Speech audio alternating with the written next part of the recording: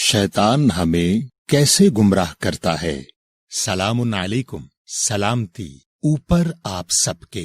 भाई क्या सोच रहे हो?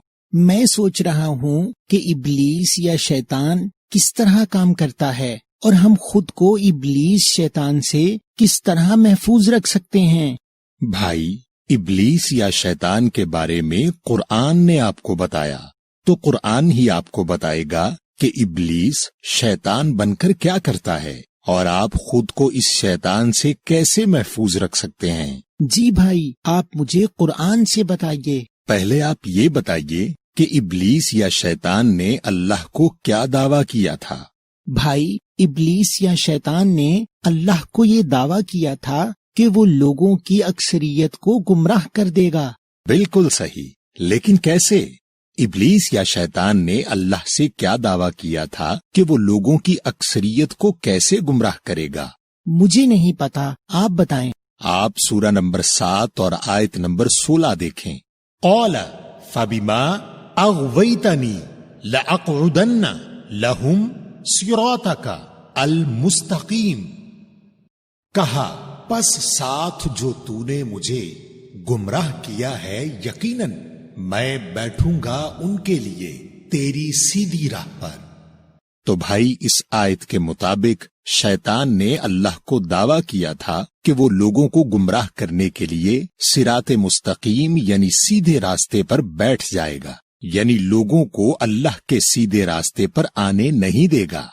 भाई मेरा एक सवाल है कि वो सिराते मुस्तकीम यानी सीधा रास्ता कहाँ है जिसका शैतान ने अल्लाह को दावा किया था कि वो अक्सरियत को इस रास्ते पर आने नहीं देगा। भाई अगर शैतान का दावा अल्लाह ने बताया है तो अल्लाह ही बताएंगे कि वो सीधा रास्ता क्या है जिस पर शैतान अक्सरियत को आने नहीं देगा।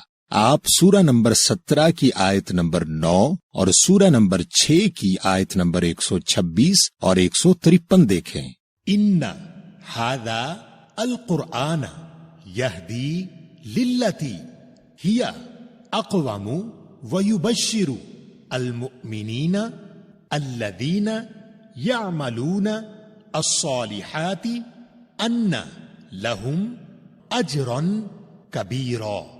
ये कुरान हिदायत करता है उसके लिए जो सबसे सीधा है और बशारत देता है खास मोमिनों को जो नेक अमल करते हैं और उनके लिए अज्र अजीम है।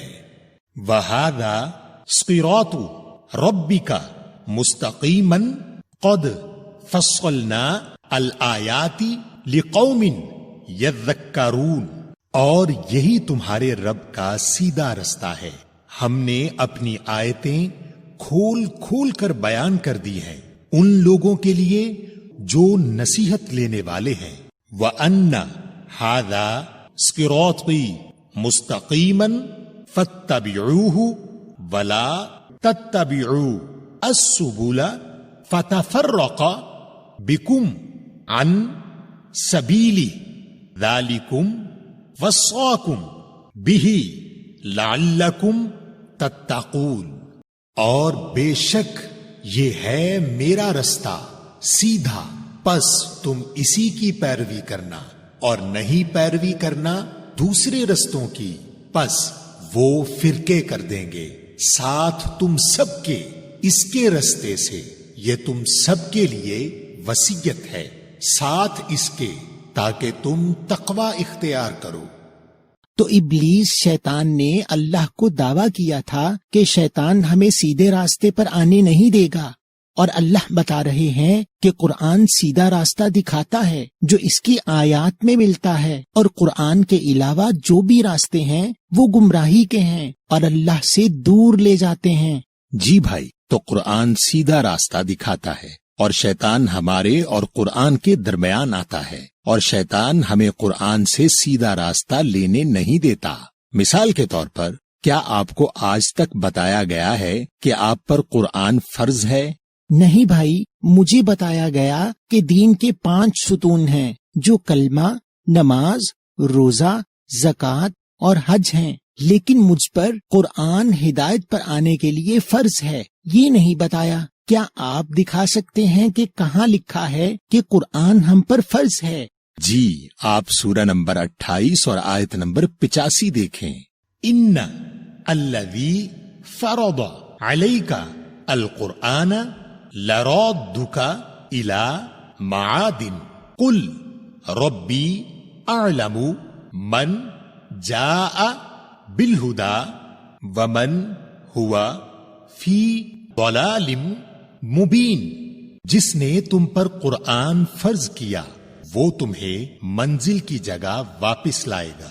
کہہ دو میرا رب خوب جانتا ہے کہ کون آیا ہدایت کے ساتھ اور کون واضح گمراہی میں ہے۔ اس آیت میں اللہ کہہ رہے ہیں کہ قرآن فرض ہے اور مقصد منزل پر واپس لانا ہے، اور اس آیت سے یہ بھی سمجھ میں آیا کہ جو قرآن پر آیا وہ ہدایت پر آیا، اور جو قرآن پر نہیں آیا وہ گمراہی میں ہے، یعنی قرآن ہدایت ہے اور باقی سب گمراہی ہے۔ اور بھائی، مجھے پتا ہی نہیں تھا کہ قرآن ہم پر فرض ہے۔ آپ بتائیں کہ شیطان کس طرح ہمیں قرآن پر عمل کرنے سے روکے گا؟ یہ بہت آسان ہے۔ آپ پہلے سورہ نمبر 6 اور آیت نمبر 112 دیکھیں۔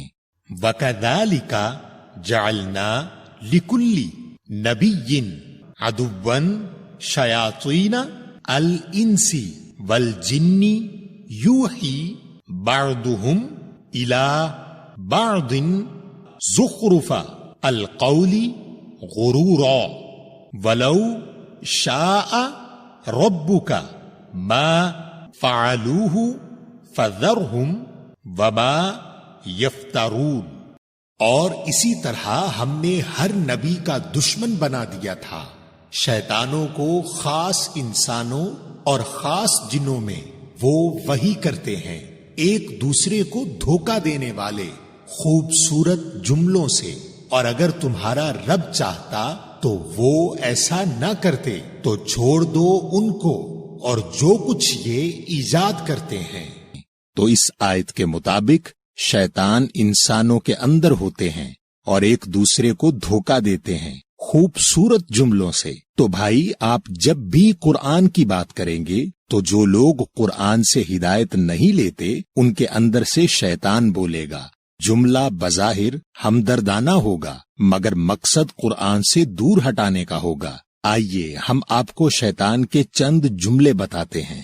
مثلا شیطان آپ سے کہے گا کہ قرآن کو سمجھنا مشکل ہے اور قرآن کو سمجھنے کے لیے 14 علوم چاہیے تاکہ آپ ڈر کر قرآن نہ کھولیں۔ یا شیطان آپ سے کہے گا کہ قرآن کو سمجھنا مشکل ہے اور آپ بغیر کسی عالم کے قرآن کو سمجھ نہیں سکتے تاکہ آپ عالم کی تلاش میں لگ جائیں اور دنیاوی کاموں میں مصروف ہو جائیں۔ یا شیطان آپ سے کہے گا کہ اگر آپ قرآن اکیلے پڑھیں گے تو گمراہ ہوں گے کیونکہ ہر لفظ کے بہت سارے معنی ہیں۔ یا اگرچہ پورے قرآن میں ایک آیت بھی ایسی نہیں جو کہے کہ قرآن پڑھنے کا کوئی ثواب ہے، کیونکہ قرآن ایک ہدایت کی کتاب ہے اور ثواب اس عمل کا ہے جو آپ قرآن پڑھ کر کرتے ہیں۔ مگر شیطان آپ سے کہے گا کہ قرآن پڑھنے کا ثواب ہے تاکہ آپ قرآن عربی میں پڑھیں اور قرآن ترجمہ سے پڑھ کر ہدایت نہ لیں۔ یا شیطان آپ سے کہے گا کہ آپ قرآن کو سمجھ نہیں سکتے بغیر انسانوں کی لکھی ہوئی کتابوں کے، اور چاہے گا کہ آپ قرآن کی آیات کو مسترد کر کے انسانوں کی لکھی ہوئی کتابوں سے گمراہی والے راستوں پر نکل جائیں۔ تو شیطان اپنی پوری کوشش کرے گا کہ کوئی بھی جھوٹا مسئلہ بنا کر کسی بھی طرح آپ کو قرآن ترجمے سے پڑھنے سے روک دے۔ دیکھیں اللہ سورہ نمبر 54 کی آیت 17 میں کیا کہہ رہے ہیں۔ وَلَقَدْ يَسَّرْنَا الْقُرْآنَ لِلذِّكْرِ فَهَلْ مِن مُدَّكِرٍ، اور بے شک ہم نے آسان کر دیا قرآن کو نصیحت کے لیے، پھر کوئی ہے کہ سمجھے؟ بھائی، اس آیت میں تو اللہ کہہ رہے ہیں کہ قرآن آسان ہے ذکر یعنی نصیحت کے لیے، جی بھائی، اس سورہ 54 کی آیت 22, 32 اور 40 میں بھی اللہ نے یہی بات دہرائی ہے۔ تو اللہ نے ایک ہی سورہ میں 4 دفعہ کہا کہ قرآن آسان ہے نصیحت لینے کے لیے، مگر بعض لوگوں کو شاید یقین نہیں اللہ کی کتاب پر کہ وہ قرآن کو ایک مشکل کتاب کہہ دیتے ہیں۔ یا اللہ، میں نے لوگوں کو یہ سب باتیں کہتے سنا ہے، لیکن میرا ایک سوال ہے کہ وہ لوگ جو قرآن سے ہدایت نہیں لیتے پھر خود کو ہدایت یافتہ کیوں سمجھتے ہیں؟ بھائی، اللہ نے اس سوال کا جواب قرآن میں دیا ہے۔ آپ پہلے سورہ نمبر 55 کی آیت نمبر 1 اور 2 میں دیکھیں کہ اللہ رحمان بن کر کیا کرتے ہیں، اور پھر سورہ 43 کی آیت 36 اور 37 دیکھیں کہ جب ہم اللہ رحمان کی نصیحت سے آنکھیں بند کرتے ہیں تو کیا ہوتا ہے۔ الرحمن علم القرآن، الرحمان نے علم دیا قرآن کا۔ ومن یعش عن ذکری الرحمن نقید لہ شیطانا فہو لہ قرین وانہم لیصدونہم عن السبیل ویحسبون انہم مہتدون۔ اور جو کوئی رحمان کی نصیحت سے آنکھیں بند کرتا ہے ہم اس پر ایک شیطان مقرر کر دیتے ہیں تو وہ اس کا ساتھی ہو جاتا ہے، اور یہ ان کو رستے سے روکتے رہتے ہیں، اور وہ سمجھتے ہیں کہ ہدایت یافتہ ہیں۔ تو اس آیت کے مطابق جو لوگ اللہ رحمان کی نصیحت یعنی قرآن سے آنکھیں بند کر لیتے ہیں، یعنی قرآن سے ہدایت نہیں لیتے، تو شیطان ان کا ساتھی بن جاتا ہے، اور شیطان ان کو اللہ کے راستے یعنی قرآن سے دور رکھتے ہیں، اور وہ بغیر قرآن سے ہدایت لیے سمجھتے ہیں کہ وہ ہدایت یافتہ ہیں۔ یا اللہ، یہ کتنا خطرناک ہے کہ ہم قرآن سے ہدایت لیے بغیر خود کو ہدایت یافتہ سمجھ رہے ہوتے ہیں، جبکہ حقیقت میں ہم گمراہ ہوتے ہیں۔ جی بھائی، اور اسی لیے ابلیس شیطان نے جو اللہ کو دعویٰ کیا تھا کہ وہ لوگوں کی اکثریت کو گمراہ کرے گا، سورہ 34 آیت 20 کے مطابق ابلیس شیطان اس دعویٰ میں کامیاب ہو گیا۔ اور اگر آپ اپنے ارد گرد دیکھیں کہ کتنے لوگ قرآن سے ہدایت لیتے ہیں تو آپ کو اس آیت کی تصدیق بھی ہو جائے گی۔ تو بھائی، اگر آپ ہدایت یافتہ لوگوں میں شامل ہونا چاہتے ہیں اور شیطان کے اثر سے دور رہنا چاہتے ہیں تو آپ کو صرف قرآن سے ہدایت لینی چاہیے۔ قرآن کو ترجمے کے ساتھ پڑھ کر، قرآن میں موجود احکامات کی فہرست بنا کر ان احکامات پر عمل کرنا چاہیے۔